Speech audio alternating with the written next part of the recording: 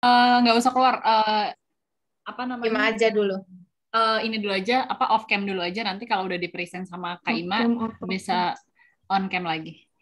Bentar ini baru aku record. Ini untuk live-nya masih loading. Bentar ya.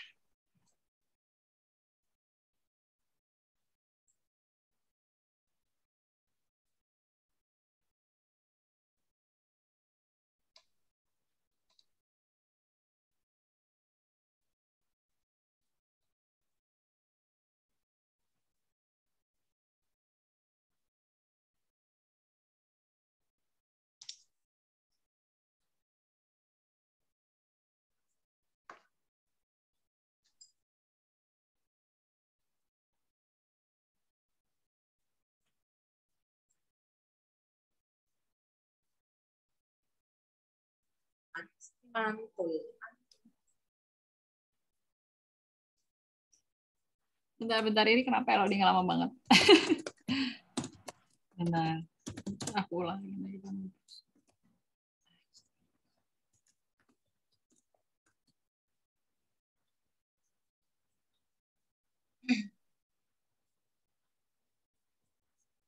Wow.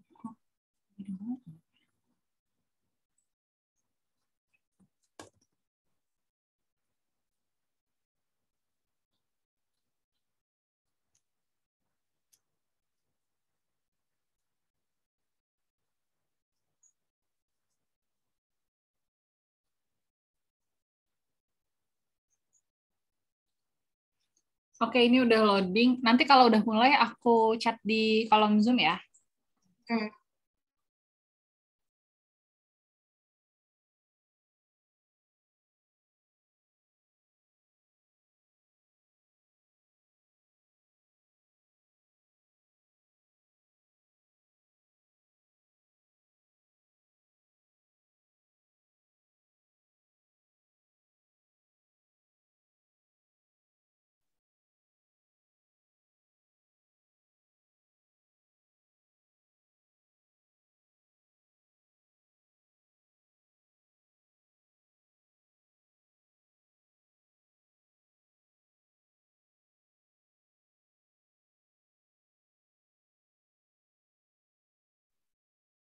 Halo, Assalamualaikum warahmatullahi wabarakatuh. Selamat pagi, Bapak Ibu Guru Cita semuanya. Senang sekali ketemu lagi di acara FB Talk pada pagi hari ini. Saya Fatima Azara akan memandu acara ini sampai selesai nanti. Dan topik FB Talk pada pagi hari ini adalah panduan penyusunan soal HOTS. Nah, seperti yang kita ketahui, HOTS adalah kepanjangan dari High Order Thinking Skill yang ini sekarang sedang gencar-gencarnya dipelajari atau juga digaungkan ya di sekolah-sekolah karena High Order Thinking Skills ini diharapkan bisa melatih siswa untuk berpikir tingkat tinggi. Jadi hasil belajarnya pun akan berefek atau berpengaruh pada kehidupan sehari-hari. Jadi hasil belajar siswa ini pada aspek pengetahuan dapat membekali siswa untuk memiliki keterampilan-keterampilan yang dibutuhkan pada abad ke-21 yang kita biasanya dengar sebagai itu 21st century skills. Ada 3 kategori, seingat saya, yaitu learning skills, literacy skills, dan life skills. Dan learning skills sendiri terus di breakdown jadi critical thinking, creativity, collaboration, dan communication yang biasanya disingkat sebagai 4C atau the 4 Cs. Oke, nah pada pagi hari ini kita berkesempatan mengundang narasumber kita yang merupakan salah satu tim pembuat soal HOTS Kejar Cita. Beliau ini sudah makanan sehari-harinya ya untuk membuat soal HOTS. Beliau adalah Ibu Sali Atika atau kita biasa panggil Kak Sali. Beliau adalah lulusan dari Universitas Islam Indonesia Yogyakarta, spesialisasi di Fakultas Teknik Sipil dan Ilmu Perencanaan, dan sudah menjadi tim pembuat soal HOTS Kejar Cita beberapa waktu lamanya. Nah, jadi Bapak Ibu Guru Cita, stay tune di sini untuk kita mengetahui bagaimana sih cara membuat soal HOTS yang baik dan bagaimana komponen-komponen apa saja yang ada di dalamnya, apa yang kita butuhkan untuk membuat soal HOTS. Nanti kita bisa bincang-bincang bareng dengan Kak Sali. Dan ingat, penanya teraktif akan mendapatkan giveaway sebesar Rp25.000. nanti bisa tulis di kolom chat ya, di kolom komentar di Facebook. Segera tanya yang ingin ditanyakan kepada narasumber kita, jadi kita bisa berdiskusi bareng nantinya. Oke, tidak berlama-lama kita sapa narasumber kita pada pagi hari ini. Halo Kak Sali. Halo, selamat pagi. Selamat pagi, apa kabarnya nih? Baik, alhamdulillah. Alhamdulillah ya bisa ketemu di kesempatan FB Talk ini untuk berbagi bersama kita semuanya, Bapak Ibu Guru Cita yang ada di rumah dan juga di sekolah mungkin yang sedang ingin mengetahui nih tentang bagaimana sih menyusun soal HOTS. Kalau boleh tahu biasanya Kak Sali ini menyusun soal HOTS apa saja ya? Saya selama ini menyusun matematika terutama, tapi juga IPA lingkungan pernah. Oh, oke. Nah, kalau begitu biasanya nih satu paket soal biasanya bikin berapa nih? Dulu, kalau sekarang HOTS itu 30 per-nya. Dulu pernah yang 100 ya, tapi kan 100 itu nggak semua HOTS itu. Oke. Wah, jadi sudah sering nih ya bikin soal HOTS. Mudah-mudahan nanti bisa menginspirasi yang lain. Kita sama-sama belajar di sini, berbagi pengalaman, dan juga nanti bisa menjawab pertanyaan-pertanyaan dari Bapak Ibu Guru Cita semua yang ada di rumah. Kalau begitu, Kak Sali, apakah sudah siap untuk mempresentasikan materi? Baik, siap. Oke, silakan Kak Sali. Silakan untuk memulai presentasinya.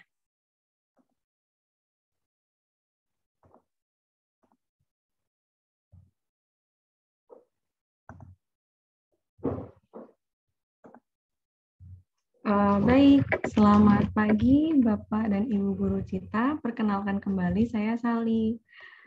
Seperti yang disampaikan Mbak Ima tadi, saya pagi hari ini ingin berbagi tentang panduan penulisan soal HOTS. Sebelum saya masuk ke soal HOTS-nya, saya ingin bercerita sedikit tentang kurikulum Merdeka yang Bapak Ibu pasti di sini sudah cukup familiar ya.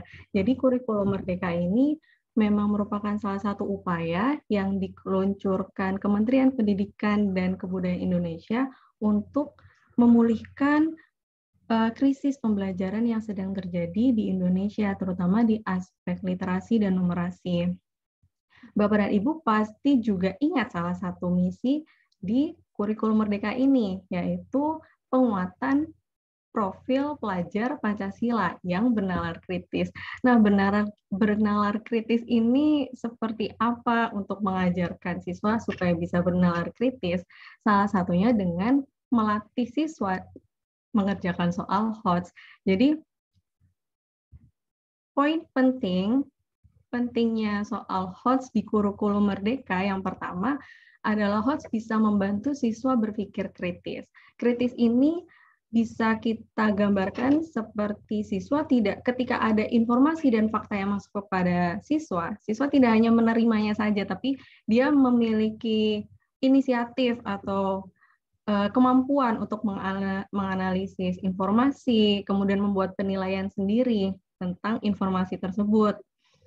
Kemudian poin nomor 2-nya, Merdeka Belajar dan HOTS bisa membentuk siswa yang adaptif. Yang dimaksud adaptif di sini, siswa bisa mudah menyesuaikan diri di situasi-situasi tertentu karena siswa nanti pada akhirnya mereka turun untuk berkehidupan di masyarakat, pasti akan menemukan persoalan-persoalan yang mungkin akan selalu berbeda. Jadi kemampuan siswa untuk bisa menyesuaikan diri di lingkungan baru ini sangat penting ya. Dan poin yang ketiga, HOTS bisa menjadi bekal reformasi pendidikan di Indonesia. Kenapa HOTS bisa menjadi bekal reformasi? Karena HOTS memiliki pola pembelajaran yang cukup ideal. Jadi pendekatan pembelajaran yang digunakan ini cukup ideal karena tidak hanya berkutat pada bahan ajar dan hafalan saja. Jadi Indonesia juga bisa meningkatkan kualitas pembelajaran dan kualitas generasi bangsanya dengan HOTS ini. Jadi sebenarnya HOTS itu apa ya? Dan mungkin Bapak dan Ibu juga sudah ada yang pernah mendengar istilah temannya LOTS. secara kepanjangan dari HOTS ini kita tahu adalah higher order thinking skills, yang dalam bahasa Indonesia artinya keterampilan berpikir tingkat tinggi. Sedangkan yang LOTS ada lower order thinking skills atau keterampilan berpikir tingkat rendah. Nah, kemudian keterampilan berpikir tingkat tinggi ini yang seperti apa ya? Ini kita bisa mengacu pada klasifikasi proses berpikir atau disebut dengan taksonomi Bloom terkenalnya. Jadi ini adalah klasifikasi yang menggambarkan tahapan proses berpikir pada manusia. HOTS ini masuk, sedang tahapan proses yang masuk ke dalam HOTS ini mulai dari analyzing atau menganalisis, mengevaluasi, dan mengkreasi. Kemudian ada juga beberapa ahli yang menambahkan kata kunci yang bisa masuk ke keterampilan berpikir tingkat tinggi yang ada di luar taksonomi ini, seperti berargumen, memecahkan masalah, berpikir kritis, kreatif, dan sebenarnya masih ada lagi ya. Jadi, bagaimana kita memaknai soal HOTS? Soal itu kan sebagai instrumen yang digunakan untuk menguji kepahaman siswa. Jadi soal HOTS artinya artinya instrumen yang Bapak Ibu guru bisa gunakan untuk menguji keterampilan berpikir tingkat tinggi pada siswa. Nah, sebenarnya tadi yang ada di klasifikasi berpikir proses, mengingat, memahami, sampai mengkreasi, ini mengandung makna proses berpikir secara bertahap pada manusia. Mulai dari mengingat menggambarkan kemampuan seseorang atau kemampuan siswa untuk mengambil pengetahuan yang relevan dari ingatan mereka. Nah, naik ke tahap memahami, kemampuannya digambarkan adalah mengambil makna dari instruksi yang diberikan kepada mereka. Selanjutnya di tahap mengaplikasi ini artinya bagaimana siswa menggunakan pengetahuan yang ia miliki pada konteks yang familiar dalam kehidupan mereka, atau mungkin yang sering mereka temui. Naik ke tahap menganalisis yang mulai masuk ke HOTS ini merupakan kemampuan di mana siswa bisa menguraikan informasi menjadi bagian-bagian tertentu dan kemudian mencari keterkaitan antara bagian-bagian tersebut. Setelah bisa menganalisis, siswa akan belajar untuk mengevaluasi, yaitu membuat penilaian berdasarkan kriteria dan standar yang diberikan. Dan di tingkat terakhir, klasifikasi proses berpikir ada mengkreasi, yang merupakan kemampuan untuk menyatukan unsur atau elemen-elemen baru yang ditemui siswa menjadi suatu kesatuan yang logis dan fungsional. Sampai di sini, semoga Bapak dan Ibu sudah bisa mulai membedakan ya tahapan-tahapan proses tadi. Nah, di sini ada satu referensi untuk menggambarkan bagaimana cara kita merefleksikan klasifikasi proses-proses berpikir tadi ke dalam pertanyaan sederhana. Kita coba menggunakan topik listrik ya. Jadi di tahap pertama tadi ada mengingat. Ketika kita ingin mengukur kemampuan mengingat seorang siswa, pertanyaan yang bisa kita rumuskan salah satunya apa nama benda di gambar, apa kegunaannya. Selanjutnya di tahap memahami. Memahami pertanyaannya bisa menjadi apa saja jenis-jenis lampu, mengapa lampu dapat menyala, apa yang diperlukan agar lampu dapat menyala. Naik lagi ke tahap mengaplikasi.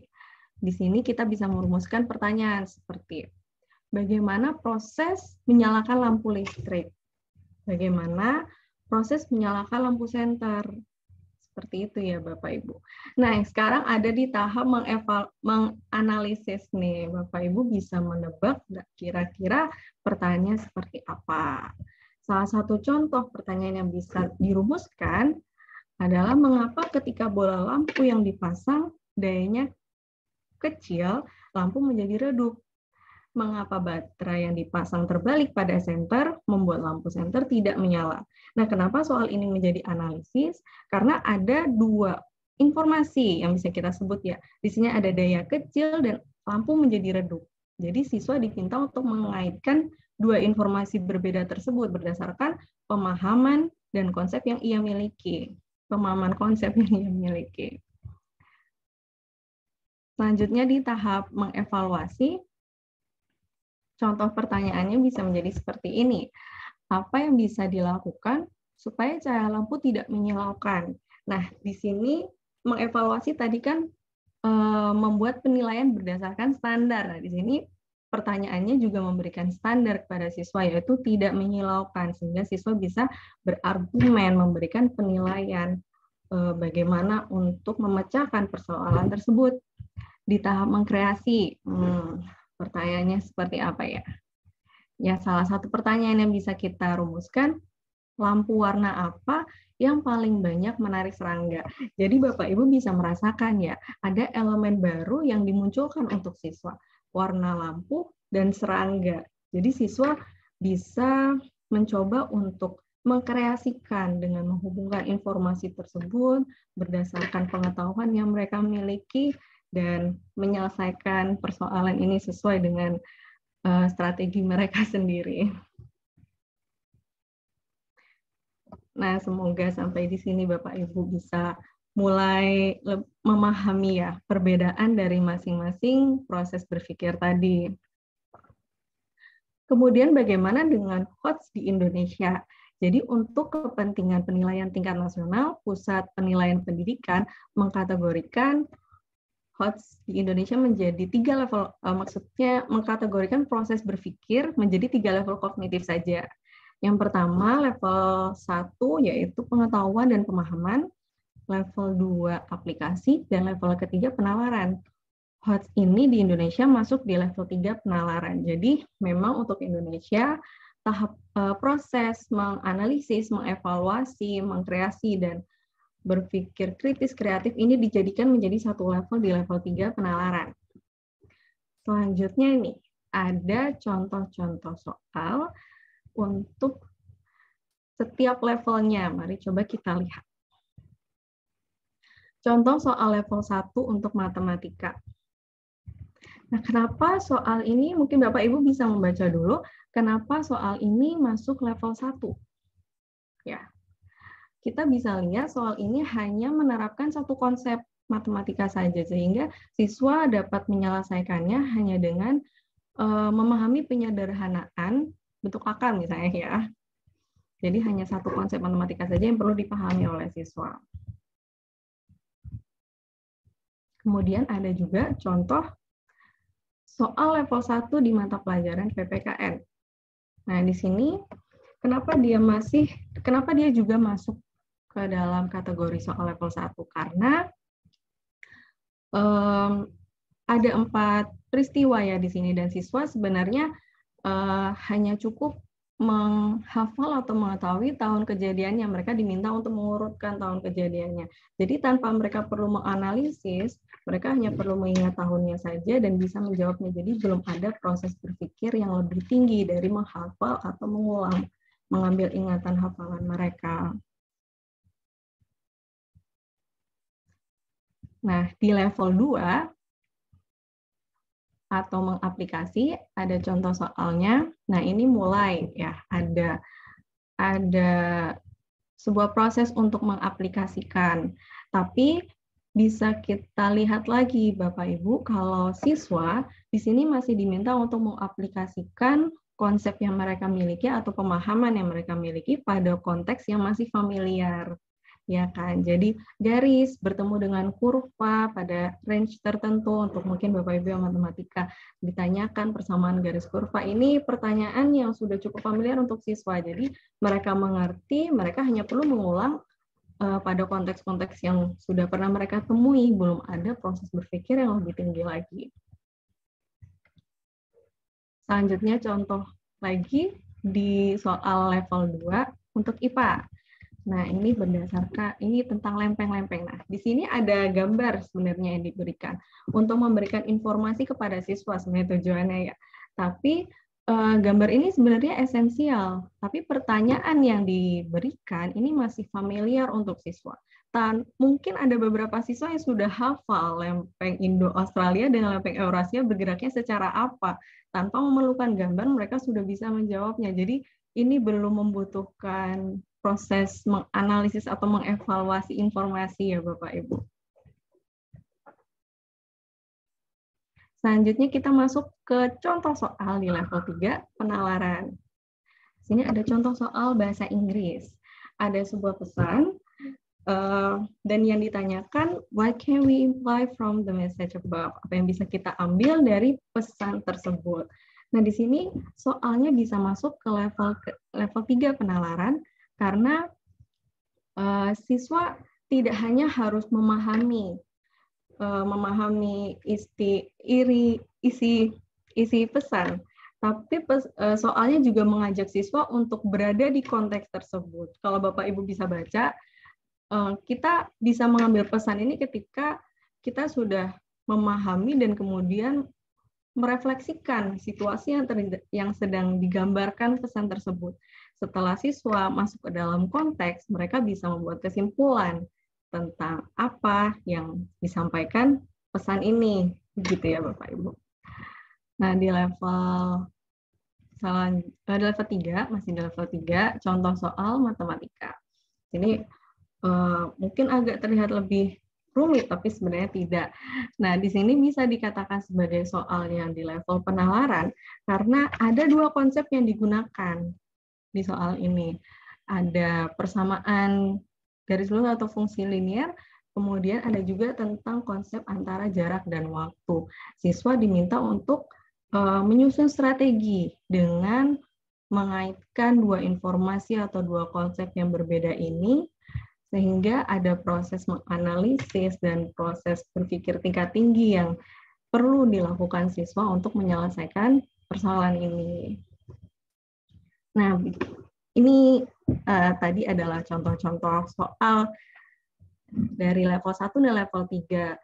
Banyak yang sudah melihat contoh-contoh soal HOTS dan kemudian berpikir begini Bapak Ibu, apakah soal HOTS ini akan selalu menjadi soal yang sulit? Padahal sebenarnya tidak Bapak Ibu. Jadi soal HOTS ini tidak selalu berupa soal yang sulit. Karena bahkan soal yang sulit sekalipun tidak akan termasuk soal HOTS ketika kemampuan yang digunakan untuk menjawab permasalahan yang diberikan itu tidak menggunakan kemampuan berpikir tingkat tinggi. Contoh konteks soal yang sulit tapi tidak HOTS misalnya, biasanya soal-soal itu menanyakan fakta yang menuntut ingatan, seperti arti sebuah kata yang tidak umum, ciri-ciri benda, ketinggian gunung apa sebenarnya. Ada tanggal lahir tokoh beserta tanggal, bulan, dan tahunnya. Nah, itu kan akan sulit sekali untuk diingat siswa karena kemampuan siswa berbeda-beda, tapi sulit tetapi tidak termasuk HOTS, gitu ya. Di sini ada contoh soal lagi, Bapak Ibu, HOTS yang tidak selalu sulit. Jadi ada dua soal. Soal yang pertama, Bapak dan Ibu bisa melihat ya, untuk Bapak Ibu guru kita yang matematika mungkin bisa membayangkan soal yang pertama ini penyelesaiannya akan agak panjang ya, padahal yang dibutuhkan siswa hanya satu konsep pemahaman matematika saja tentang persamaan fungsi, tapi penyelesaiannya bisa cukup panjang jika kita bandingkan dengan yang di sebelah kanan, soal yang kedua. Di sini soalnya terlihat lebih sederhana. Soal ini bisa termasuk soal HOTS karena soal ini meminta siswa untuk memberikan penilaian mereka terhadap dua konsep berbeda yang diberikan di soal. Jadi ada relasi fungsi, tapi juga di sini digambarkan sebagai telur dan wadah. Siswa diminta untuk memberikan penilaian terhadap persoalan yang diberikan di soal. Contoh lainnya untuk HOTS yang tidak selalu sulit. Soal yang pertama, kalau Bapak dan Ibu mau baca sebentar, bisa kita baca sebentar soalnya. Jadi, agar diperoleh titik sebanyak 7.000 sekian, harus berapa dadu yang dikocok? Harus berapa dadu yang dilempar sekali? Nah, ini menurut saya sebenarnya soal seperti ini mungkin sudah pernah keluar, tapi mungkin bukan 7.000, mungkin berapa. Jadi ketika siswa menemukan soal seperti ini, dia hanya perlu mengulang cara yang pernah dia temui. Karena kalau dihitung dengan cara manual mungkin ya, akan sangat lama sekali.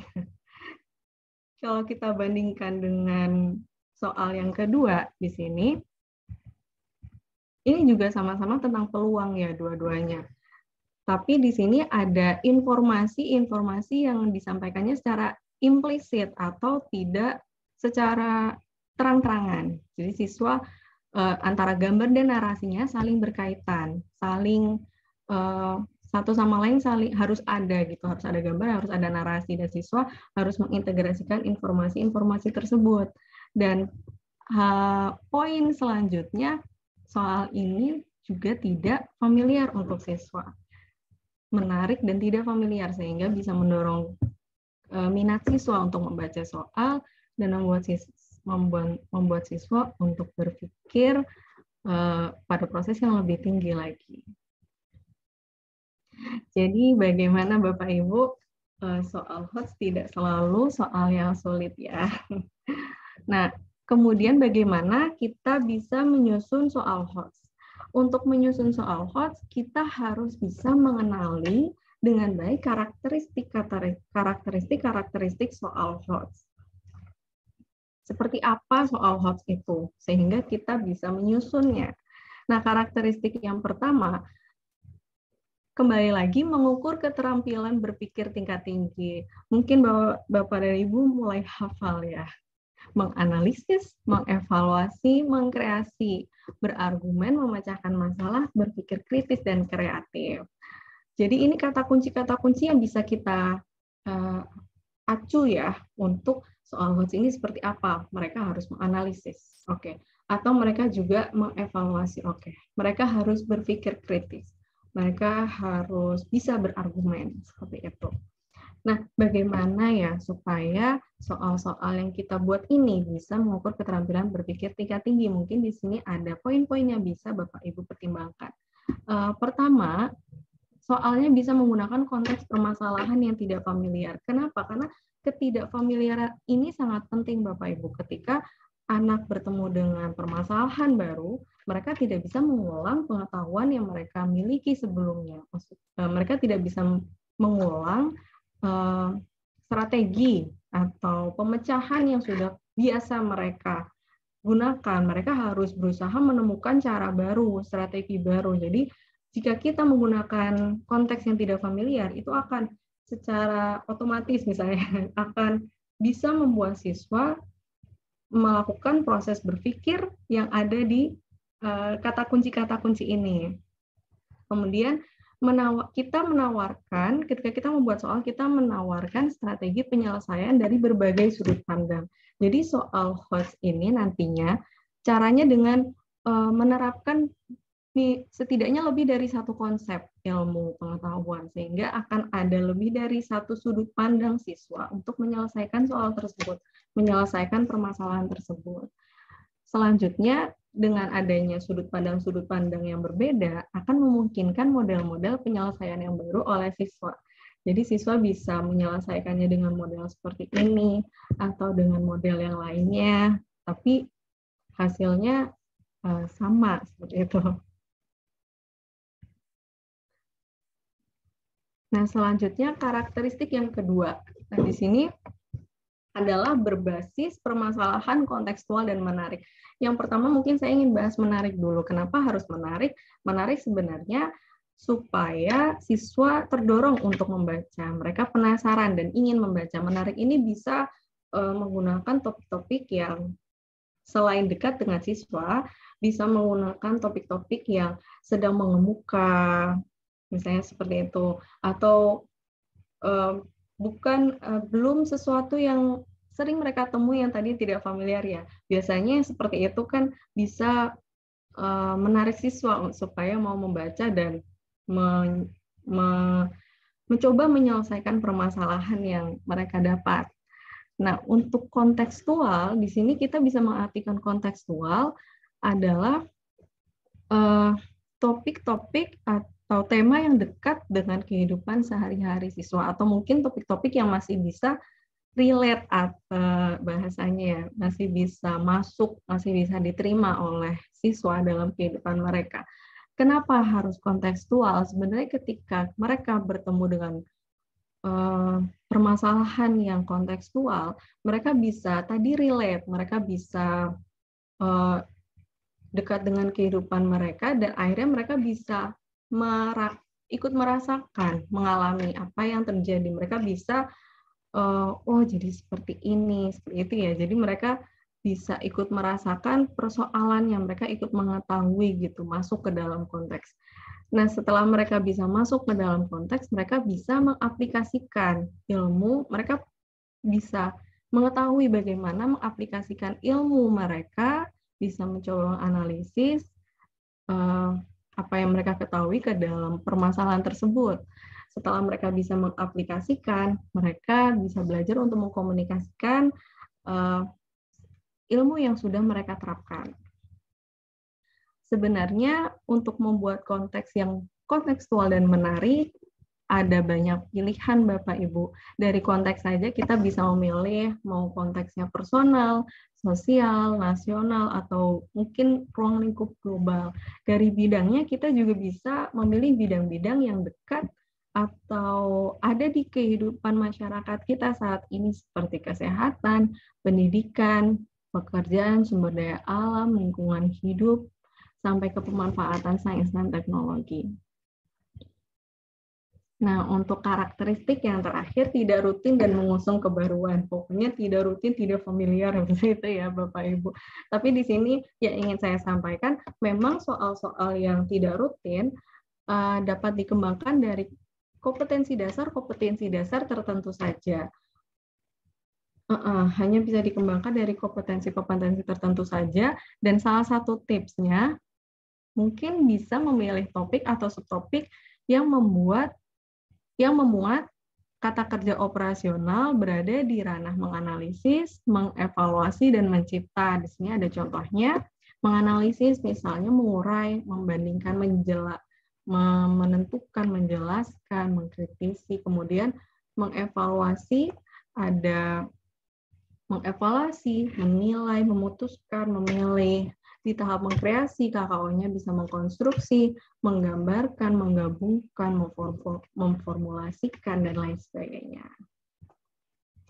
Nah, tadi adalah 3 karakteristik utama soal HOTS. Nah, di sini saya ada contoh satu soal HOTS yang kontekstual.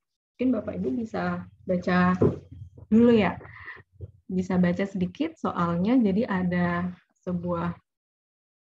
seorang developer ingin membangun perumahan, kemudian ada disebutkan dimensi bentuknya segi 4, kemudian blok rumahnya juga berbentuk segi 4, mereka memiliki luas yang sama dan arsitek diminta untuk memberikan opsi rumah-rumah tersebut dengan luas yang sama tetapi dimensi ukurannya berbeda. Ketika rumah tersebut dijajarkan, maka sisa luas lahannya berapa?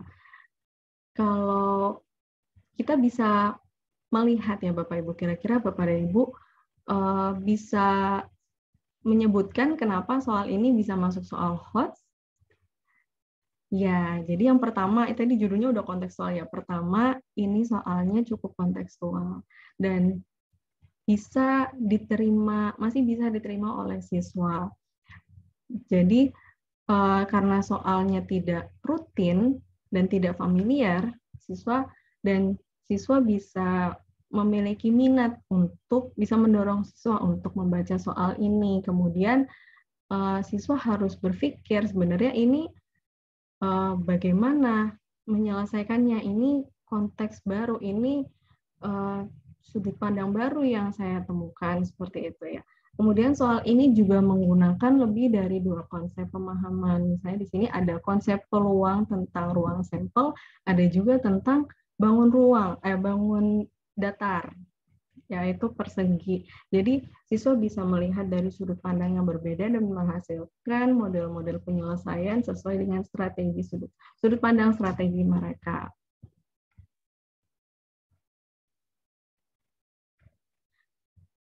selain kita mengenali soal HOTS dari karakteristik tadi, kita juga bisa nih melihat HOTS dari keterampilan apa saja yang akan diukur dengan soal HOTS itu sendiri, atau bisa kita bilang keterampilan yang diukur HOTS dalam konteks assessment. Nah, ada 5 poin. Yang pertama, transfer satu konsep ke konsep lainnya. Jadi, soal HOTS ini berarti akan menguji bagaimana siswa bisa mentransfer satu konsep ke dalam konsep lainnya, atau maksudnya dari satu konteks ke konteks lainnya.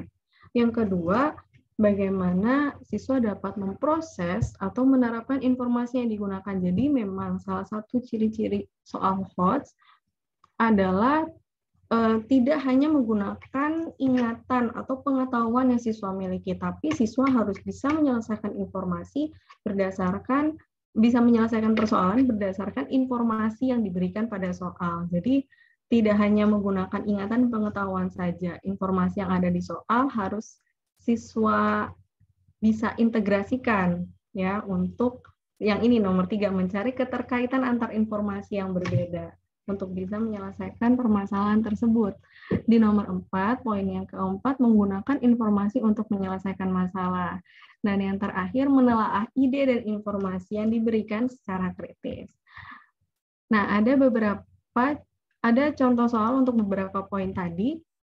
Contoh untuk soal transfer satu konsep ke konsep lainnya. Di sini ada soal IPA, diberikan sebuah ilustrasi tentang interaksi makhluk hidup di ekosistem perairan, dan siswa ditanyakan apakah gambar yang ditunjukkan oleh huruf A dan B pada gambar dapat mewakili saling ketergantungan organisme. Nah, di sini pertama siswa harus memahami konsep interaksi antar makhluk hidup. Yang kedua, ia harus mengaitkan konsep pada konteks, sehingga mereka bisa memberikan penilaian kesesuaian konteks tersebut. Contoh lagi untuk poin mencari keterkaitan antar informasi yang berbeda. Nah, di sini ada contoh soal bahasa Indonesia, ada potongan cerpen yang menceritakan seorang ibu yang menutupi kesalahan anaknya dari ayahnya, seperti itu. Kemudian ditanyakan nilai dalam cerita tersebut yang sesuai dengan kehidupan saat ini adalah nilai pada cerpen yang sesuai dengan kehidupan saat ini adalah, nah, siswa pasti harus memahami dulu unsur intrinsik cerpen, bisa nilai sosialnya, budayanya, moralnya, religiusnya, nilai apa yang ada di dalam cerpen ini, kemudian mengaitkannya, memahami konsep budaya di masyarakat, dan mengaitkan antara kedua nilai tersebut. Contoh soal untuk menelaah ide dan informasi secara kritis. Ini ada soal sejarah, dan ada bacaan berpisahnya negara-negara bagian Yugoslavia. Nah, pertanyaan yang diberikan dari fakta informasi di atas, jika kebijakan kedua tokoh itu berjalan dengan baik, kebijakan mana yang lebih menguntungkan untuk negara Yugoslavia agar menjadi besar? Nah, di sini siswa diminta untuk menilai kebijakannya. Jadi dia pertama menjelaskan, dari bacaan tersebut dia harus bisa menjelaskan proses terbentuknya Yugoslavia secara teknis begitu ya, kemudian menguraikan informasinya, menarik kesimpulan, dan akhirnya ia bisa menilai kebijakan mana gitu yang akan ia pilih, yang lebih baik, yang akan lebih menguntungkan. Setelah mengetahui karakteristik tadi, semoga Bapak Ibu di sini bisa jadi, kan kita sudah tahu nih soal HOTS adalah soal yang mengukur keterampilan berpikir tingkat tinggi, dan ternyata karakteristiknya seperti ini. Itu tadi bisa kita artikan sebagai kata kuncinya tetap sama, tapi mungkin misinya seperti apa yang HOTS seperti apa soal yang mengukur keterampilan tingkat berpikir tingkat tinggi. Dan tadi dari karakteristik itu bisa kita pahami seperti apa soal yang harus kita susun. Nah, kemudian bentuk soal HOTS di Indonesia kita seringnya bertemu dengan bentuk soal pilihan ganda, kemudian uraian, ya Bapak Ibu ya. Sebenarnya ada pilihan-pilihan lain lagi untuk membentuk soal hot. Soal hot juga bisa kita berikan, atau misalnya bukan soal hot ya, kemampuan higher order thinking skills ini bisa kita berikan dengan melalui kegiatan atau kerja kelompok, project based learning atau seperti apa gitu ya. Ketika mereka bisa mengaplikasikannya atau mengkreasikan sesuatu, ini juga secara tidak langsung akan melatih keterampilan berpikir siswa di tingkat yang lebih tinggi. Ada contoh soal lagi, ada contoh bentuk soal lagi di sini mungkin kita sebutnya sebagai pilihan ganda kompleks ya, yang nanti yang ditanyakan antara benar, salah, atau ya tidak. Seperti itu juga bisa Bapak Ibu. Sampai di sini, semoga Bapak Ibu bisa memahami ya, seperti apa itu soal HOTS, dan seperti apa kita bisa menyusun soal HOTS itu harus seperti apa.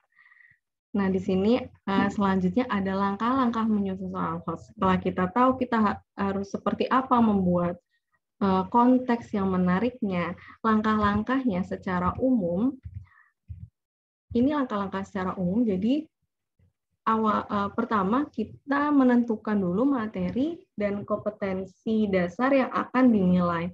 Tadi saya juga sudah perlu kita ingat lagi, kalau tidak semua kompetensi dasar dapat dibuat atau dapat dikembangkan menjadi soal HOTS gitu ya. Jadi kita bisa menentukan dulu di sebuah materi ada KD-KD apa saja dan KD-KD mana yang bisa langsung kita kembangkan menjadi HOTS, mana yang belum bisa. Nah, selanjutnya kita menyusun kisi-kisi dan indikator soal. Kita harus memastikan kalau komponen-komponen di kisi-kisi soal bisa konsisten, selaras, dan memungkinkan untuk dibuat soal HOTS. Selanjutnya kita merumuskan stimulus yang kontekstual dan menarik. Nah, mungkin tahap ini yang akan membutuhkan waktu cukup lama atau yang paling lama dari semuanya. Jadi rumusan stimulus harus kita ingat, harus bisa memenuhi prinsip penilaian keterampilan yang tadi, kemudian seperti konteks yang baru, proses berpikir tingkat tinggi, seperti itu. Selanjutnya kita menulis soal sesuai dengan kaidah penulisan soal, dan akhirnya kita membuat kunci jawaban atau pedoman penskolaran untuk soal uraian. Kita coba bedah, kita coba satu-satu setiap tahapnya ya Bapak Ibu. Di sini saya coba untuk memvisualisasikannya dalam bentuk tabel. Jadi yang pertama kita menentukan KD dan materi yang akan dinilai. Saya ingatkan kembali, pilih KD yang mengandung KKO dimensi, menganalisis, mengevaluasi, dan mengkreasi. Karena KD-KD tersebut, KD-KD yang bisa langsung kita kembangkan menjadi soal HOTS. Kemudian, setelah kita menentukan KD-nya, kita menuliskan materinya, kita juga bisa langsung menentukan dimensi proses kognitif atau level kognitif dari soal tersebut. Nah, kata menjelaskan dan menentukan ini menjadi KKO-nya, menjadi kompetensinya, dan fungsi kuadrat ini menjadi materi yang akan diujikan kepada siswa. Di tahap selanjutnya, menyusun kisi-kisi dan indikator soal. Jadi yang perlu kita perhatikan di sini, ketika kita menyusun indikator soal, kita bisa mengingat bahwa kompetensi yang diberikan selaras atau setara ya antara KD dan indikator soal. Kemudian materinya juga harus disampaikan. Di indikator soal juga diberikan stimulusnya. Di sini contohnya diberikan ilustrasi.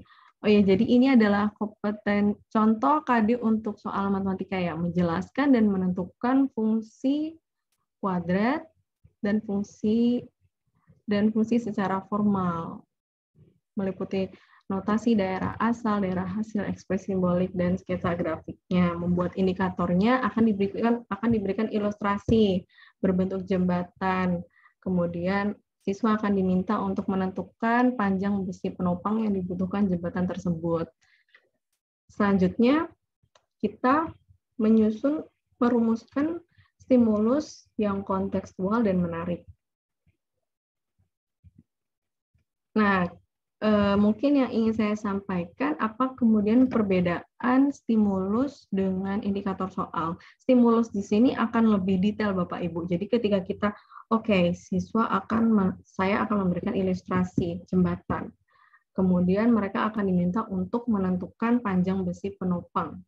Nah, bagaimana mereka bisa menentukan panjang besi penopang? Nah, stimulus ini yang kemudian bisa menjelaskan apa saja yang akan diketahui pada soal. Jadi akan ada diketahui besi penopangnya akan dibuat tegak lurus dengan alas, dan diketahui panjang besi terpanjang antara besi dan penopang. Nah, di sini elemen-elemennya lebih detail. Kemudian kemampuan yang diuji juga bisa kita menyampaikan juga kemampuan yang akan diuji kepada siswa, yaitu menghitung panjang minimal besi penopang jembatan. Dan tahapan berpikir proses yang akan dilalui siswa ini bagaimana? Yang pertama, mereka akan menyusun persamaan kuadrat. Yang kedua, mereka menghitung panjang masing-masing besi penopang. Kemudian menjumlahkannya. Seperti itu ya. Nah, kata-kata yang ada di stimulus, kemampuan yang diuji, tahapan berpikir bisa kita sebut sebagai KKO pendukung mungkin ya. Nah, salah satu contoh soal yang bisa kita buat dari kompetensi tadi. Nah, seperti ini Bapak Ibu. Nah, ada jembatan di Pulau Hotmania berbentuk parabola dan ditopang oleh besi secara vertikal. Jadi kita berikan gambar, diberikan juga stimulus yang berupa ilustrasi, kemudian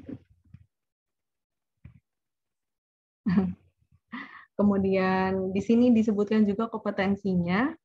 Nah, dan ada materinya, persamaan parabola.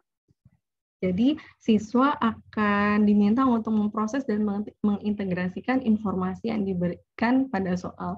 Kemudian, ia juga harus transfer konsep fungsi kuadrat dengan koordinat geometri. Seperti itu ya Bapak Ibu. Semoga sampai di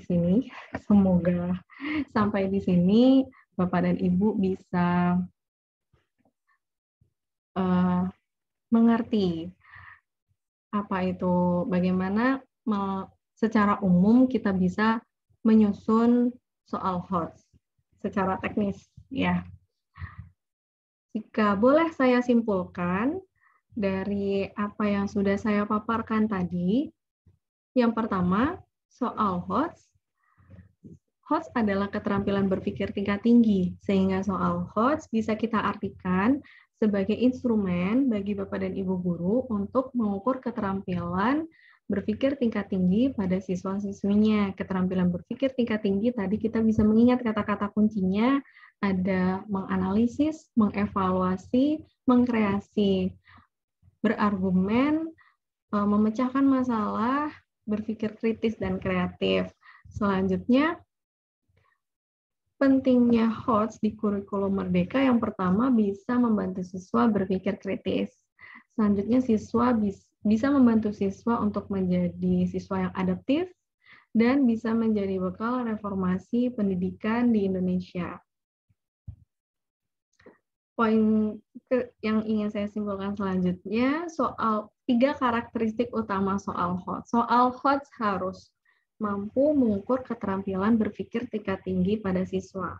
Kemudian konteksnya harus menarik dan kontekstual atau dekat, bisa dipahami, bisa diterima oleh siswa, dan mengusung kebaruan. Dan yang terakhir, langkah-langkah membuat soal HOT secara umum. Pertama, kita menentukan materi dan kompetensi dasar, kemudian kita menyusun kisi-kisi dan indikator soal, kita merumuskan stimulus yang kontekstual dan menarik, dan akhirnya kita membuat kunci, menulis soal sesuai kaidah, dan membuat kunci jawaban atau pedoman perskoran. Terima kasih, Bapak dan Ibu. Baik, terima kasih Kak Sali. Waduh, saya sampai terpesona melihat begitu banyaknya soal yang bervariasi. Tampaknya memang betul sekali kalau HOTS ini diperlukan ya, diperlukan untuk anak-anak untuk mencapai level pemikiran yang lebih tinggi, yang lebih kritis. Karena yang saya lihat tadi, yang saya amati, memang soal-soalnya memang perlu pendalaman lebih ya Kak. Tidak tampak seperti soal LOTS yang bisa langsung ditebak di luar, di kulitnya lah intinya gitu ya. Oke, silakan untuk Bapak Ibu Guru Cita yang ingin bertanya bisa tulis di kolom komentar ya. Jadi apa saja yang menjadi pertanyaan Bapak Ibu Guru Cita, mungkin selama ini sudah pernah praktek atau juga belum, atau mungkin belum pernah. Silakan bisa di-share di kolom komentar di Facebook. Jadi silakan saja. Saya boleh tanya nih Kak Sali. Nah, selama ini kalau Kak Sali kan tadi pernah bilang pernah membuat berbagai macam soal HOTS di berbagai mata pelajaran juga. Kalau boleh tahu yang tersulit mata pelajaran apa nih Kak Sali? Sepertinya di antara yang pernah saya buat matematika ya. Matematika ya? Tergantung materi yang harus saya buat. Ketika materinya memang sulit untuk bagaimana supaya siswa ini mau membaca soalnya, supaya dia bisa menarik, bagaimana bisa siswa tahu kalau materi ini tuh bisa diaplikasikan dalam kehidupan sehari-hari. Nah, itu tergantung materinya, tapi biasanya materi matematika. Karena kan yang kita lihat juga kalau matematika angka, fungsi. Ya, Kita harus membuatnya di konteks yang kehidupan siswa, membuat siswa menganalisis seperti itu. Iya, iya. Jadi kita memang sebagai pembuat soal, entah itu di sini guru ataupun yang lainnya, itu menyiapkan konteks di kehidupan sehari-hari itu yang menantang ya. Iya, iya. Nah, untuk referensinya itu bagaimana? Kak Salim biasanya mendapat dari mana? Apakah apa ya, mencari terapannya dengan riset di kehidupan sehari-hari atau bagaimana nih mencari konsep atau konteksnya? Oh iya, itu bisa beragam sih. Kadang saya yang paling dekat dulu, biasanya saya coba melihat, misalnya saya dari background teknik ya. Jadi apa ada yang bisa saya terapkan dari background yang saya ketahui ini di materi yang sedang saya kerjakan. Kemudian saya juga cari referensi di buku-buku cetak matematika, itu kadang sudah ada yang punya soal HOTS juga. Jadi saya melihat, oh HOTS itu bisa seperti ini. Jadi membaca beragam soal, bahkan kadang ketika kita membaca soal yang LOTS, itu juga bisa menjadi ide. Kalau ini dibuat HOTS, jadi bisa seperti apa ya, dikembangkan bagaimana. Jadi dengan membaca variasi-variasi soal, mencari juga materi yang sedang kita kerjakan, itu nantinya akan diaplikasikan di bidang kehidupan yang seperti apa. Nah, seperti itu juga kita bisa menambah referensi kita untuk menyusun soal HOTS. Ya, betul. Oke, terima kasih yang sudah tanya di kolom komentar. Ini saya coba tanya saya coba sampaikan ke narasumber kita.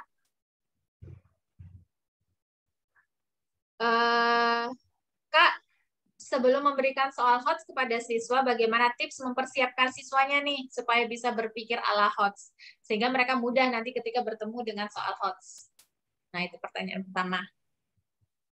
Mempersiapkan siswanya bagaimana nih untuk berpikir ala HOTS? Mempersiapkan siswanya untuk berpikir ala HOTS. Nah, tadi kita melihat karakteristik soal HOTS, dia ada di konteks yang dia akan selalu memberikan konteks yang tidak familiar.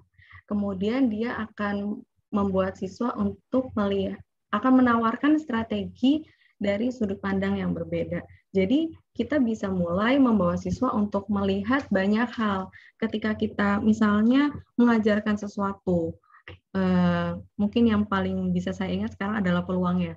Peluang, ketika kita bertemu dengan materi peluang, yang akan siswa temui apa? Bagaimana menghitung peluang munculnya angka dadu, melihat peluang terambilnya bola. Jadi itu masih konteks-konteks yang familiar untuk siswa. Bagaimana kita menunjukkan siswa ada berbagai konteks yang bisa mereka lihat, dan sebenarnya mereka mungkin bisa terkait dengan ilmu-ilmu pengetahuan yang mereka miliki. Ini bisa menjadi trigger yang mungkin bahasanya.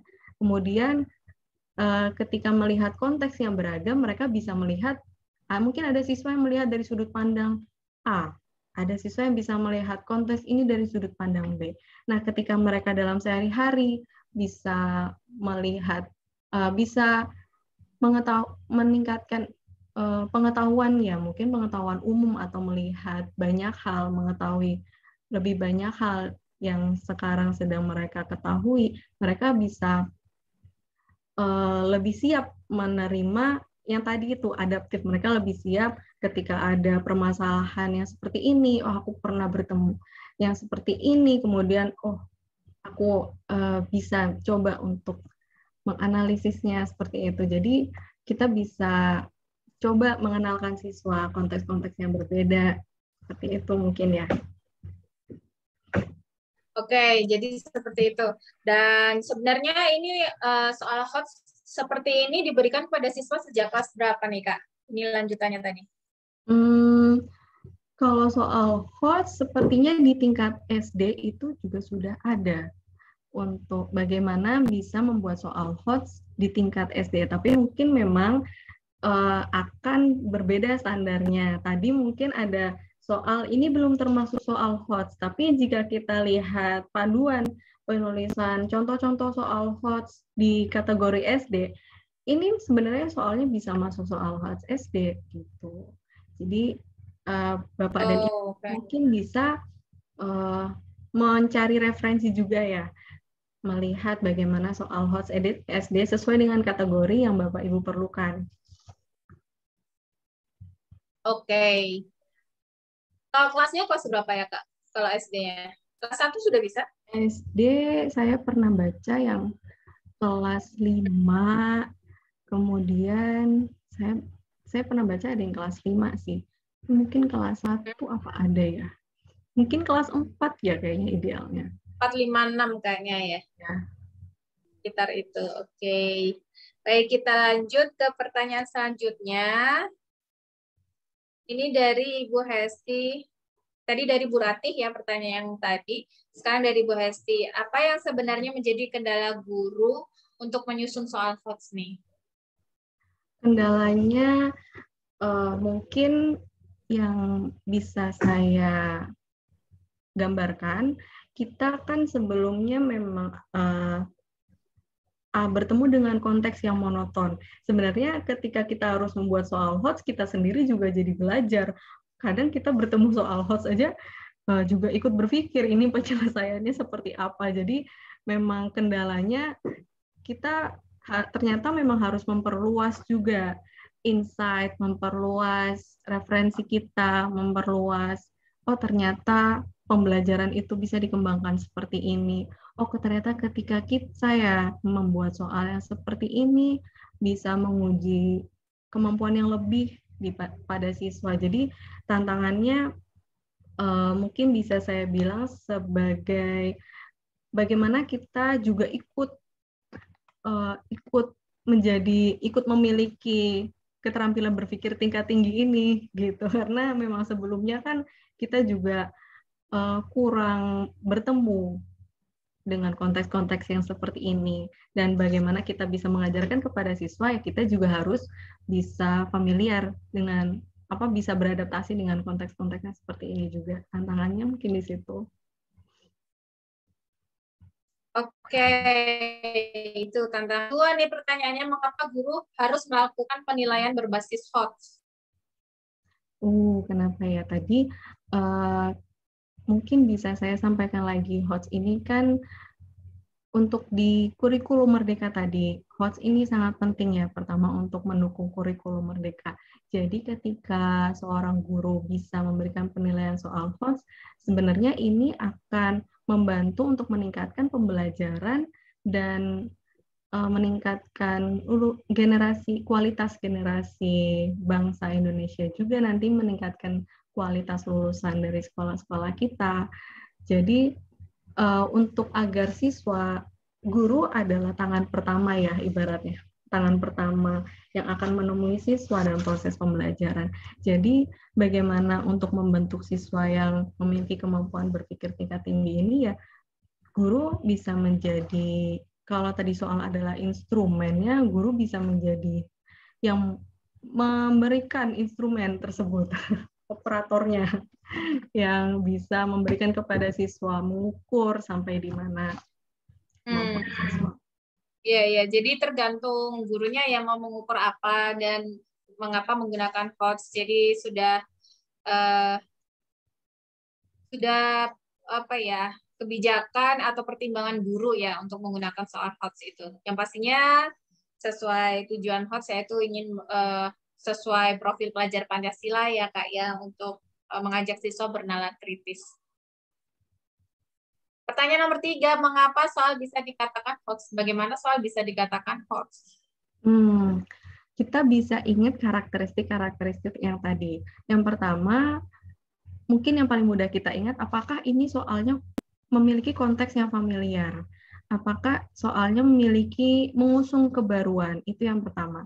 Yang kedua, apakah ada lebih dari satu konsep yang diterapkan di soal ini, supaya bisa tadi membangun sudut pandang yang berbeda dari siswa.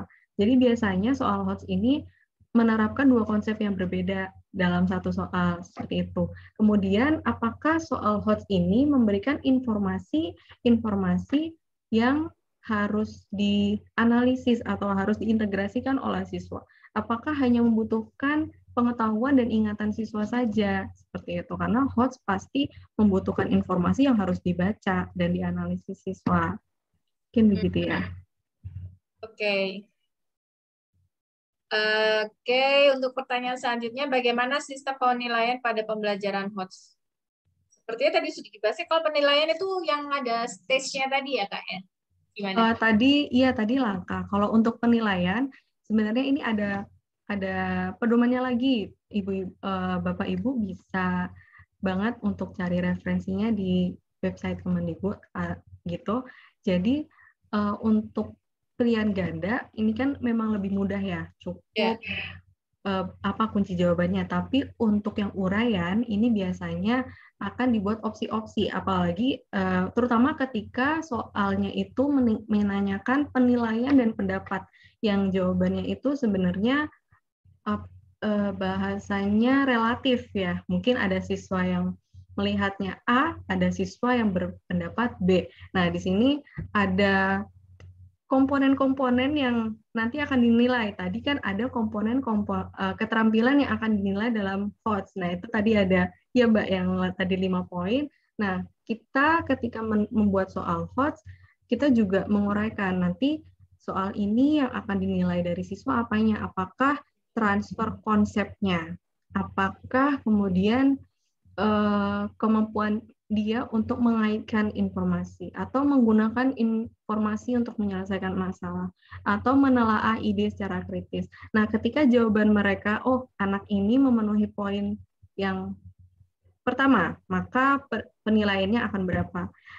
Anak yang kedua memenuhi poin kedua dan ketiga, berarti penilaiannya akan berapa, sehingga penilaiannya menjadi adil ya.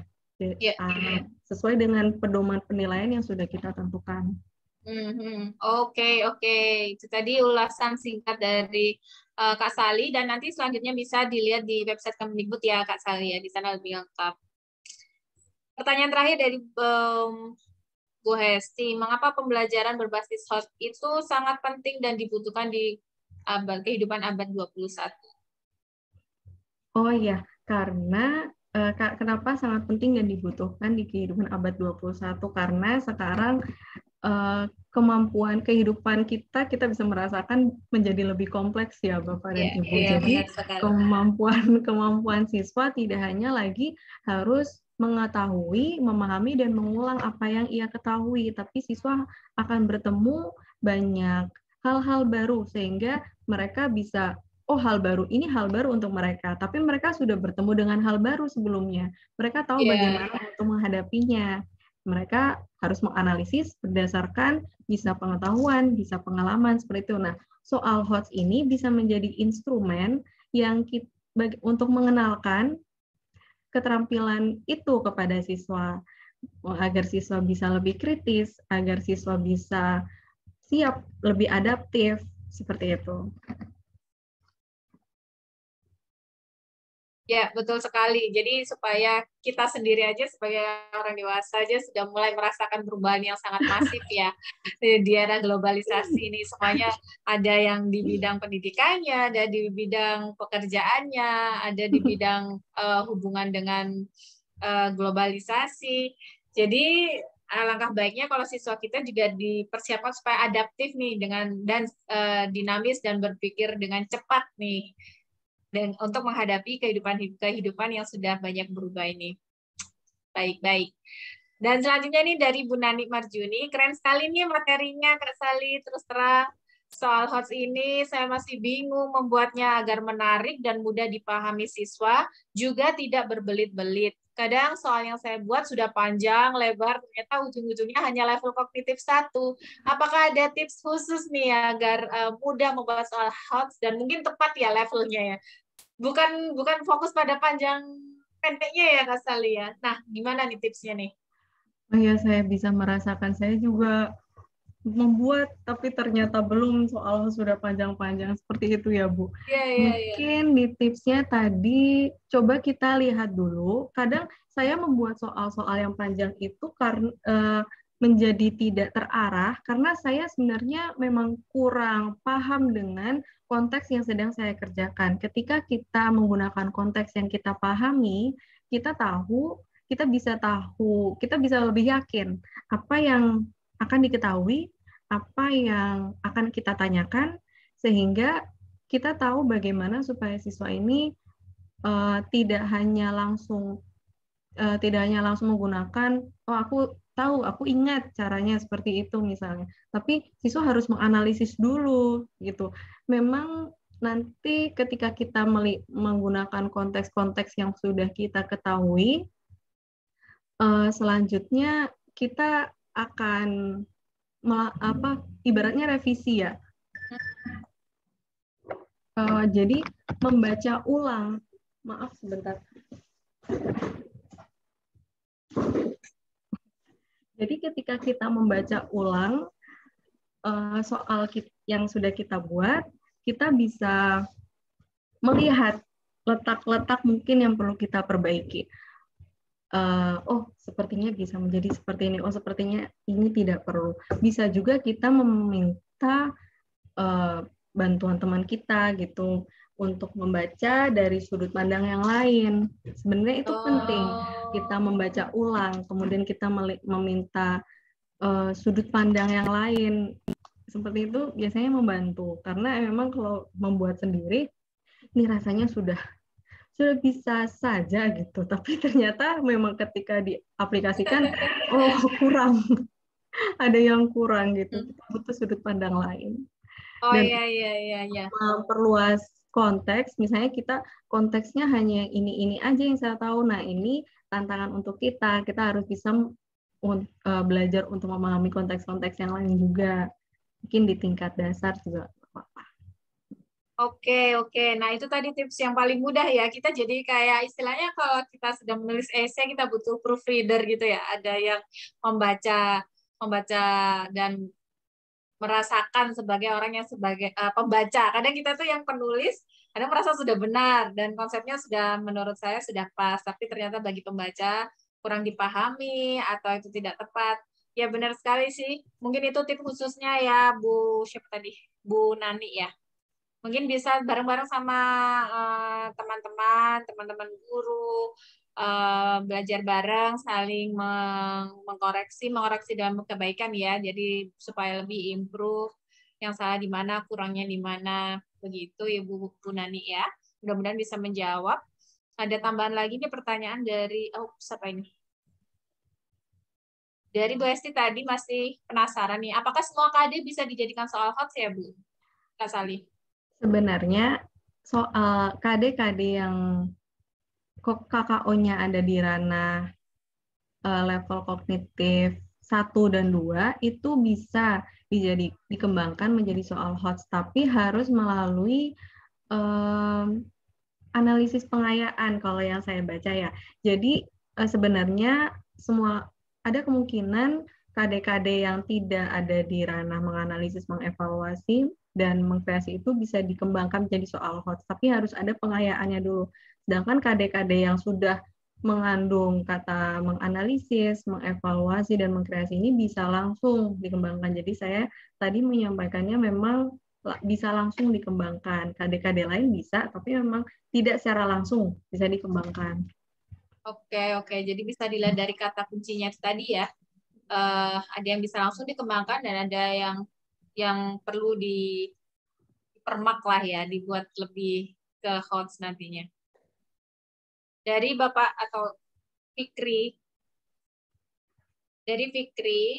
soal HOTS sering dikaitkan dengan soal yang sulit. Padahal sebenarnya tidak semua soal HOTS itu sulit. Kemudian soal yang memiliki stimulus yang panjang sering dianggap sebagai soal HOTS. Padahal tidak semua seperti itu. Apakah ada tips dari Kak Sali untuk kita agar tidak terjebak pada pemahaman soal HOTS seperti itu? Atau adakah indikator utama apa bahwa soal tersebut adalah soal HOTS dari yang telah dijabarkan Kak Sali sebelumnya?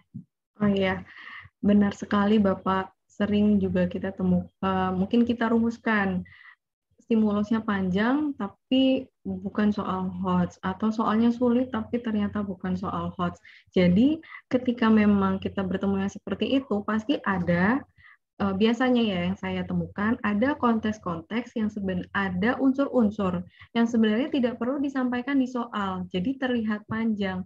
Padahal ada ketika kita meminta siswa untuk di sini akan ada komponen A, B, C. Dan kita meminta siswa untuk mengaitkan ketiga konsep tersebut. Nah, hal-hal yang tidak akan terkait dengan tiga konsep tersebut sebenarnya bisa tidak perlu kita sampaikan di soal, tapi kita menyampaikan bagaimana yang dekat-dekat dengan unsur atau konsep itu saja. Jadi untuk menunjukkan ini ada konsep ini, ada konsep B, ada konsep C. Nah, kita tidak perlu konsep B itu nanti akan seperti ini, konsep B. Mungkin itu nanti ada juga yang soal HOTS sudah membuat, bukan soal HOTS ya, ingin membuat soal HOTS. Stimulusnya sudah panjang, tapi ternyata jawabannya bisa diambil dari soal. Jadi karena informasinya tanpa sadar memang sudah diletakkan di soal, dan siswa bisa mengambil informasi tersebut dari untuk menyelesaikan masalahnya. Jadi tidak jadi soal HOTS karena jawabannya sudah panjang-panjang tapi ternyata bisa ditemukan. Tadi tipsnya mungkin itu ya. Kita lihat lagi aspek-aspeknya. Kita pastikan bahwa yang kita sampaikan ini aspek-aspek yang memang relate dengan apa yang ingin, konsep-konsep yang ingin supaya siswa ini bisa menganalisis konsep-konsep apa saja. Jadi yang kita sampaikan yang dekat dengan konsep ini saja. Oke, jadi harus lihat konsepnya dan tidak jauh-jauh dari konsep yang sudah mendasari HOTS sebelumnya. Semoga itu menjawab ya Bapak Fikri. Terima kasih atas pertanyaannya. Apakah sudah tidak ada pertanyaan lagi? Oke, sepertinya itu dulu yang sudah ada. Baik, terima kasih Bapak Ibu Guru Cita semuanya sudah bertanya. Mudah-mudahan semua pertanyaan sudah terjawab oleh Kak Sali. Nanti kalau misalnya tertinggal, nanti Bapak Ibu Guru Cita bisa melihat lagi, mereview lagi apa yang sudah dipresentasikan oleh Kak Sali tadi. Bisa ditonton di Facebook dan juga bisa dilihat di YouTube. Nantinya streaming ini akan diupload di YouTube. Terima kasih Kak Sali. Nanti kita kembali lagi akan mengumumkan siapa pemenangnya. Saya akan bisa istirahat dulu, bisa off-cam dulu. Saya akan berbincang-bincang dengan Bapak Ibu Guru Cita nih sekarang. Terima kasih Kak Sali. Ketemu nanti. Nah, Bapak Ibu Guru Cita, terima kasih sudah mengikuti FB Talk kali ini. Jadi saya mau menunjukkan apa yang terbaru nih dari Kejar Cita. Saya boleh share screen ya, sebentar.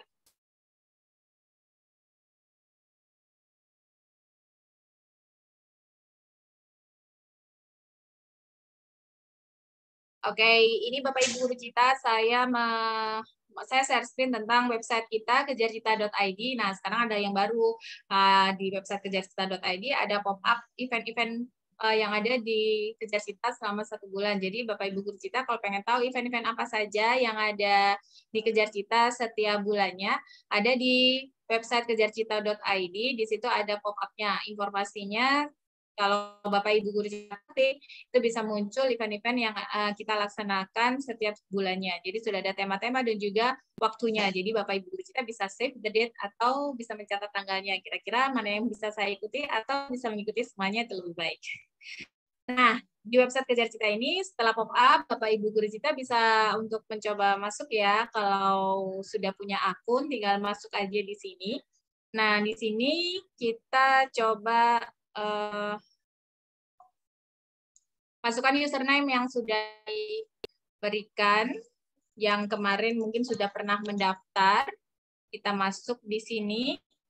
Buat yang belum, silakan mendaftar, karena mendaftar saja, tinggal memasukkan akun email aktif dan bisa memasukkan password, ya terserah, bisa password email, bisa password yang lain, buatan yang baru. Di sini tinggal ada sambutan nih dari websitenya, jadi terserah Bapak Ibu Guru mau bikin RPP, atau mencari bahan bacaan, atau mau membuat soal ujian, atau juga cek pertanyaan siswa yang sudah ada di website.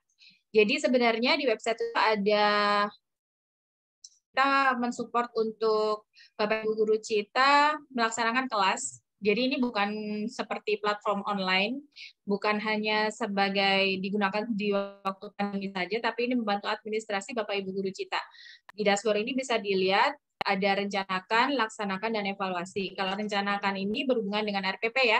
Jadi Bapak Ibu Guru yang ingin membuat RPP bisa dibuat di sini, bisa klik buat RPP. Atau kalau masih membutuhkan referensi, Bapak Ibu Guru bisa melihatnya di sini, sudah ada koleksinya. Jadi bisa dilihat misalnya butuh untuk kelas 10, untuk mapel apa nih, misalnya seni budaya atau matematika, dan metodenya mau apa nih, mau literasi atau numerasi, semuanya ada di sini. Ada metode yang bisa dipelajari atau diambil RPP-nya. Selain diambil, Bapak Ibu Guru juga bisa memodifikasi. Oh, saya tidak mau yang seperti ini, jadi bisa dibuat nantinya. Coba project based learning, coba dilihat di sini, kita klik, dan di situ, oke, belum. Kita coba yang literasi deh. Belum terupload sepertinya. Nah, jadi di sini Bapak Ibu Guru bisa melihat apa saja RPP yang di sini dan bisa dimodifikasi. Bisa dimodifikasi. Kalau yang laksanakan ini berhubungan dengan komunikasi Bapak Ibu Guru dengan siswa. Jadi di sini ada kotak masuk, ada tanya jawab, ada kirim tugas, bisa dilihat di panel sebelah kiri, kirim kuis dan kirim materi. Juga di sini ada absensi dan daftar siswa. Jadi Bapak Ibu Guru bisa juga melaksanakan absensi dari website ini. Tidak perlu, jadi akun pribadi Bapak Ibu bisa digunakan untuk mengabsen, untuk memberikan rapor. Tidak perlu harus kolektif satu sekolah ya. Jadi bisa juga digunakan. Untuk evaluasi ini biasanya sering dipakai Bapak Ibu Guru, yaitu berisi tentang bank soal. Bank soal yang sudah disediakan Kejar Cita. Di sini banyak sekali. Nah, untuk soal ini bisa langsung diambil untuk digabungkan menjadi tes atau ulangan, atau Bapak Ibu Guru juga bisa memodifikasi. Semuanya sudah ada pembahasannya. Nah di sini juga ada soal HOTS. Kalau Bapak Ibu Guru penasaran soal HOTS seperti apa ya, silakan dicari di sini, bisa dipelajari, dan di sini sudah ada template-nya. Jadi Bapak Ibu Guru tinggal masukkan aja. Jadi nanti bisa diarahkan bagaimana cara membuat soal HOTS. Nah, kalau di sini ada buat soal, bisa esai, bisa pilihan ganda, bisa menggunakan embed. Embed itu adalah isian soal atau teks yang bisa digunakan berkali-kali. Jadi misalnya satu teks untuk 10 soal, Bapak Ibu guru tidak perlu memasukkan teks di tiap kali soal. Jadi hanya satu soal saja digunakan untuk berkali-kali. Nah, ini di sini ya. Dan untuk materinya, materi ada di sini yang dikirim materi. Materinya apa saja? Banyak sekali. Materi ajar yang ada di sini itu bisa berupa worksheet, bisa berupa rangkuman, bisa juga video-video yang tersambung di YouTube Kejar Cita. Nah, ini banyak sekali yang sudah bisa dipakai di sini materinya. Tinggal share aja. Ada tombol share di sini. Ada juga langsung ke Google Classroom nih. Kalau menggunakan Google Classroom, bisa diklik aja yang hijau ini. Bisa langsung masuk ke Google Classroom. Bisa juga dicetak. Jadi, kalau misalnya Bapak Ibu guru Cita yang tidak menggunakan teknologi, bisa dicetak. Semua soal, rangkuman, materi di sini, dan RPP juga bisa dicetak. Jadi jangan khawatir. Bisa langsung terhubung dengan printer, dan Bapak Ibu guru tinggal cetak saja. Rapor juga bisa dicetak. Absensi juga bisa dicetak. Gitu ya. Dan kalau misalnya butuh lebih banyak lagi untuk materi videonya ada di Kejar Cita. Di YouTube-nya, ini bisa banget dilihat di sini video-videonya sudah banyak sekali yang bisa digunakan referensi.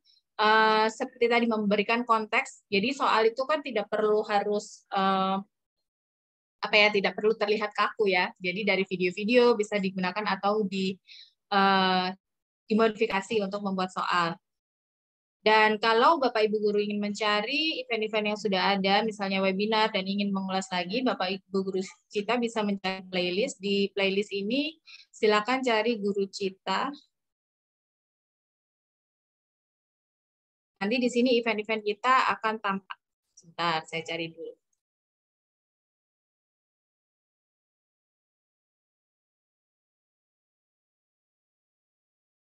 Nah, di sini rangkuman semua webinar, FB Talk, semua ada di sini.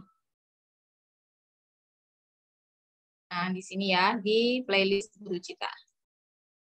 Jadi bisa dilihat di sini, di yang saya lihat playlistnya. Nah, ini ada pembuatan Filmora, media ajar dengan Filmora, terus LKPD, webinar dengan menggunakan PowerPoint, dan sebagainya. Semua event kita ada di YouTube, supaya bisa dilihat lagi. Supaya bisa dipelajari lagi. Banyak nih cara membuat video ajar, terus webinar kurikulum Merdeka Belajar, computational thinking, banyak sekali. Semua yang sudah kita laksanakan eventnya itu semua terparkir di YouTube. Jadi bisa dilihat lagi.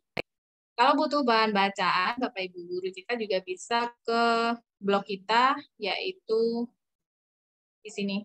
Blog Kejar Pena, alamatnya blog.kejarcita.id. Banyak sekali artikel-artikel yang Bapak Ibu guru bisa gunakan sebagai bahan bacaan, juga sebagai ini ya, bahan ajar juga. Jadi ada beberapa guru yang nge-share linknya blog kita untuk digunakan bahan ajar. Jadi untuk pembelajaran oleh siswa. Nah, di sini. Silakan Bapak Ibu guru untuk explore website Kejar Cita, YouTube-nya, dan juga blognya. Jangan khawatir, di situ ada WhatsApp-nya. Kalau ada kesulitan, silakan langsung aja klik WhatsApp dan bisa terhubung dengan admin dan langsung akan dijawab. Terima kasih Bapak Ibu guru Cita sudah hadir di sini, dan jangan lupa untuk mengisi link presensi dan link evaluasi ya. Setelah ini kita akan mengumumkan siapa yang menjadi pemenang FB Talk pada pagi hari ini.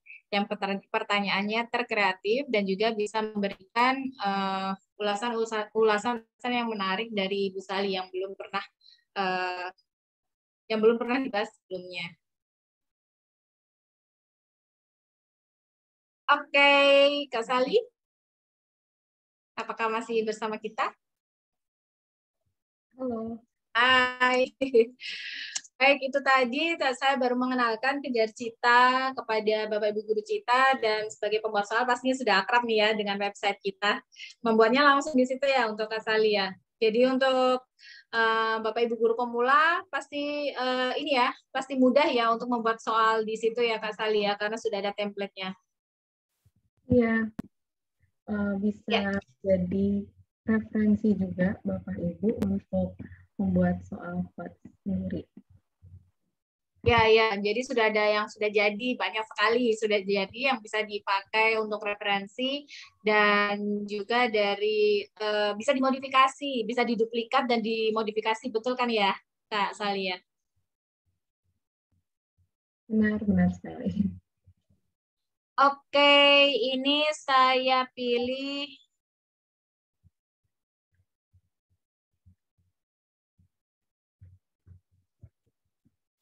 untuk yang bagaimana mempersiapkan siswa untuk berpikir HOTS. Oke, itu dari ya betul sekali, bagus sekali tuh.